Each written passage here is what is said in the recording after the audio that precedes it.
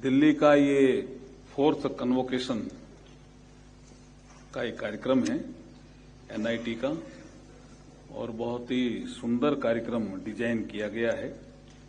हमारे डायरेक्टर साहब मंच पे, अजय कुमार शर्मा जी, मल्होत्रा जी, हमारे रजिस्ट्रार साहब, और मेरे क्षेत्र से भी आए हुए 3 प्रमुख जो हमारे सत्यप्रकाश जी आचार्य, ये भी ही इज आल्सो डॉक्टर, हमारे अशोक बोबरवाल जी एडवोकेट, नरसिंह जी सेवक, और मुझे बुलाने आए थे कल्ला जी, शायद कहीं यही होंगे, और आप सब जो पीछे बैठे हैं उन सबको नमस्कार, आपको भी धन्यवाद।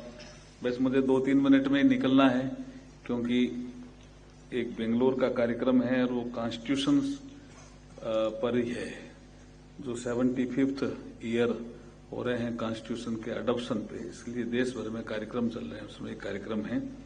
आज हमारा सुप्रीम कोर्ट में एक बहुत ही इम्पोर्टेंट फंक्शन था, लीगल एड का फंक्शन था कि जो गरीब आदमी है उसको भी लीगल एड का एक हक है, वकील करने का एक हक है। तो इस तरह का एक कार्यक्रम था, बहुत सुंदर कार्यक्रम था, और इसलिए मुझे वो कार्यक्रम समाप्त करके सीधे आना पड़ा। रिफ्रेशमेंट में भी सम्मिलित नहीं हुआ मैं, मुझे कहा सत्यप्रकाश जी के हमारे फोन आ रहे हैं।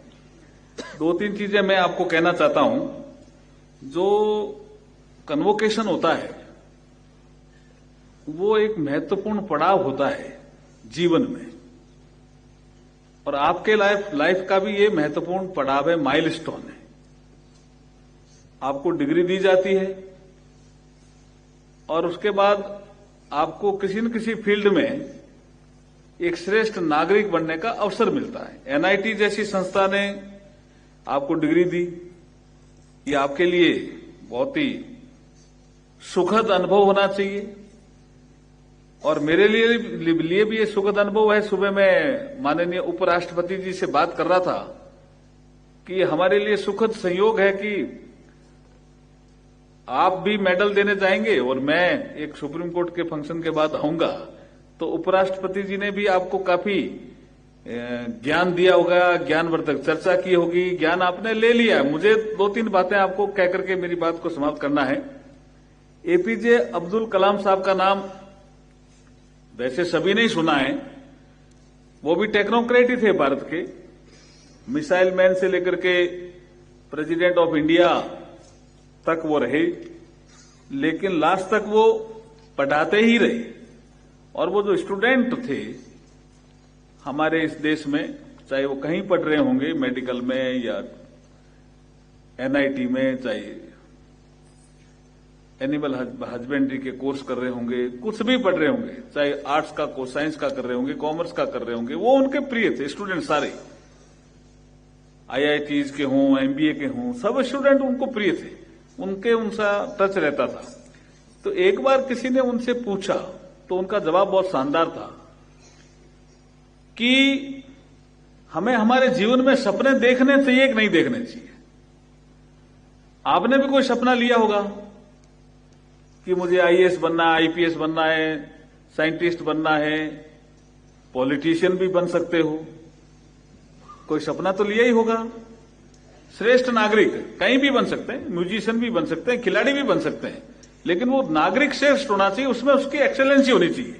अगर कोई बांसुरी भी बजा रहा है तो इतना ऐसी बांसुरी बजाए उसको अवार्ड मिले, पद्मश्री, इस तरह का कोई सपना आपने लिया होगा।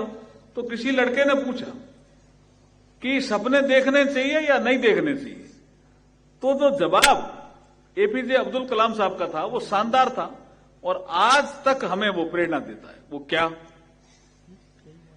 कि सपने देखने चाहिए, और सपने भी बड़े देखने चाहिए। सपने वो नहीं होते जो हम नींद में लेते हैं, सपने वो होते हैं जो हमें सोने नहीं देते हैं। ये आपके लिए, जब तक आपको लक्ष्य हासिल नहीं हो तब तक आप रुके नहीं, चलते रहें और मंजिल प्राप्त करके ही अपना आगे का काम करें, श्रेष्ठ नागरिक बने, ऐसी हमारी शुभकामनाएं। जो हमारे टीचर बैठे हैं, जो पढ़ाते हैं, इनका भी एक उदाहरण मैं एपीजे अब्दुल कलाम साहब से ही लूंगा। जब अपने 5 साल का पीरियड पूरा करके राष्ट्रपति जी का जाने लगे, तो उन्होंने तय किया था कि आज मैं कुछ नहीं बोलूंगा, मेरा एक कस्टमरी प्रेस कॉन्फ्रेंस होती है, I will not attend it, ये उन्होंने तय किया था। लेकिन जैसे ही वो बाहर निकल रहे थे तो एक साउथ इंडियन लड़की थी पत्रकारों में, उसने बहुत जिद की कि राष्ट्रपति जी आपको लास्ट मेरे 2 क्वेश्चनों का तो जवाब देके आपको जाना ही पड़ेगा।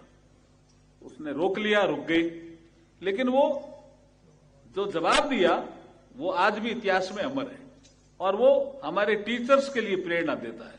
हमारे टीचर्स क्या भावना लेकर के समाज में काम करते हैं, इंस्टीट्यूट में काम करते हैं, उनके लिए आज भी वो शब्द उनके एपीजे अब्दुल कलाम साहब के प्रेरणादायी शब्द हैं। उन्होंने कहा आप राष्ट्रपति रह लिए, बहुत मान सम्मान आपको मिला, मिसाइल मैन भी रह लिए, अब रिटायरमेंट के बाद आप क्या करना चाहते हैं? तो उन्होंने उनका जवाब था I want to be a teacher.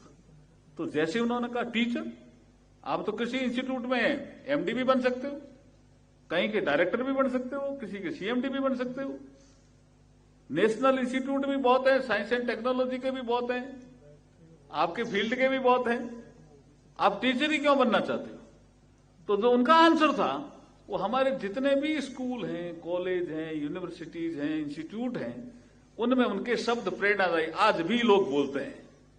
उन्होंने कहा teacher is a just like a candle, first burn then light, that is why I want to be a teacher.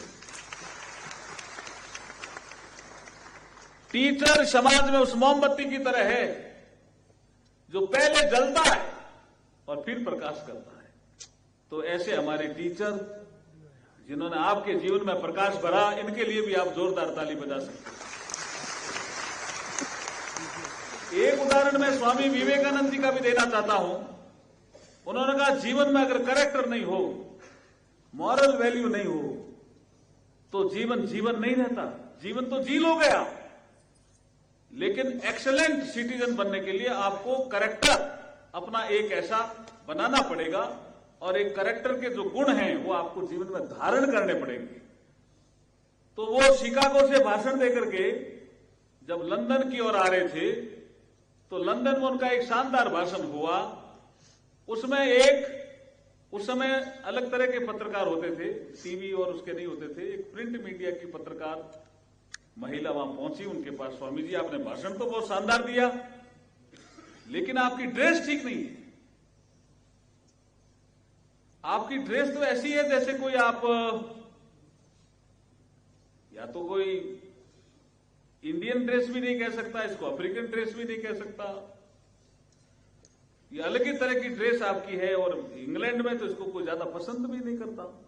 तो आप इतना सब शानदार बोलते हो, तो आप अपनी ड्रेस ठीक क्यों नहीं करते? तो स्वामी जी ने कहा कैसी ड्रेस होनी चाहिए? तो उस लड़की ने जवाब दिया कि why don't you wear a coat pant tie and T shirt and looks like a gentleman? Swamiji smiled and replied, in your country, tailor makes a gentleman, in ours, character makes a gentleman. This is the difference. इसलिए character भी आपके जीवन में बहुत महत्वपूर्ण है। आप moral value के साथ आगे बढ़िए। 2047 तक हमारे प्रधानमंत्री नरेंद्र मोदी जी ने विकसित भारत बनाने का एक सपना देखा है।